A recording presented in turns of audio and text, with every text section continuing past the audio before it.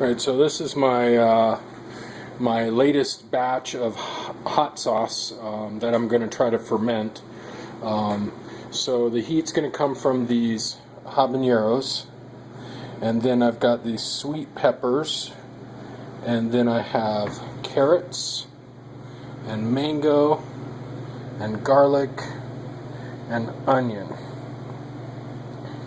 And all of this is going to go into a blender and be turned into a mash, and then I'm going to add salt and some culture that I got from some probiotic yogurt that has live cultures in it, and then I'll distribute it amongst my glass jars, which are currently sterilizing, although the ingredients won't be sterile when they go in there, but I wanted to start with sterile jars.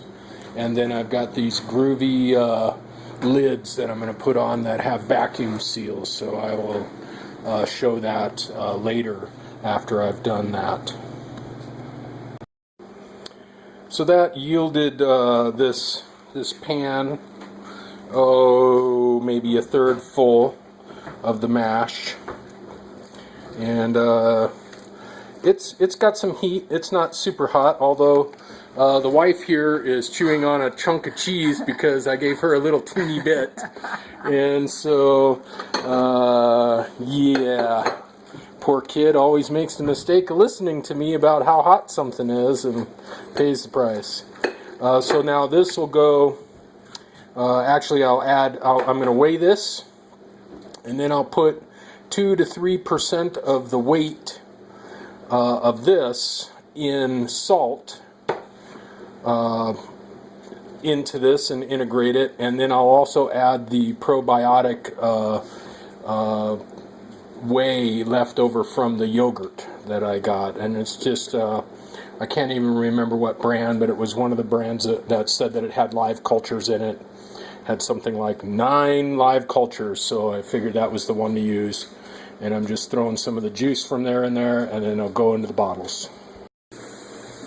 So here's my salt. 56 grams was what the 2% came out to. I'm going to go ahead and put in 71 grams. A little extra salt isn't going to hurt anything. And then that's the probiotic liquid from the yogurt. And honestly, the first batch that I did the other day, I didn't use anything like this. I just let the air do it. Whatever stuff was in the air. And this is supposed to make it happen faster and also help to crowd out the bad stuff by immediately inoculating your food with the good stuff. But honestly, I'm not really sure how much of this to use. So I'm just going to kind of eyeball what feels good to me here. And I'm just going to kind of pour, what the hell, let's pour it all in there. And the salt, put in the salt, and then I'm going to mix that up, and then it'll go into the jars. So there they are. I've got 6 batches. That turned out perfect, that amount. I was afraid I was going to have way too much mash, but it turned out perfect. They're all, about half full.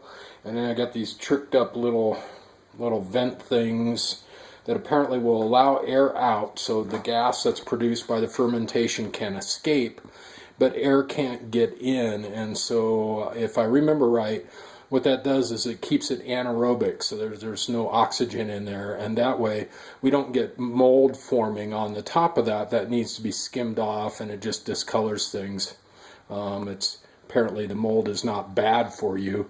My previous mixtures, I've still got some going here, and it's got some funky mold going on in it, and it's apparently I can just scrape that off. And that's what I did with the other batch that I've got in the refrigerator. But I think I'm going to like this better if it works right.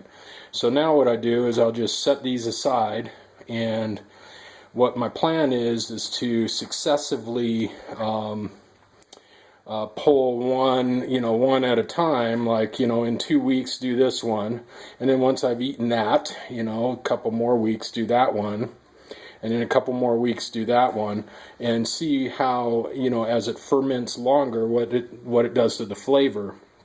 And I might actually set one aside or two to just wait for a year and see what that does. Now, Tabasco apparently is fermented for 3 years before it's taken out of the barrel. And they make a mash just like this, but they put it in a whiskey barrel and they put salt on top, so it's a little different. But 3 years of fermentation, it would be interesting if I set one of these aside for 3 years.